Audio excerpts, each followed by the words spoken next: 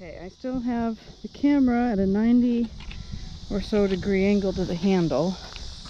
Now I'm just going to do my usual toss in, but it's going to be pointing straight down, I imagine. Let's give this a go.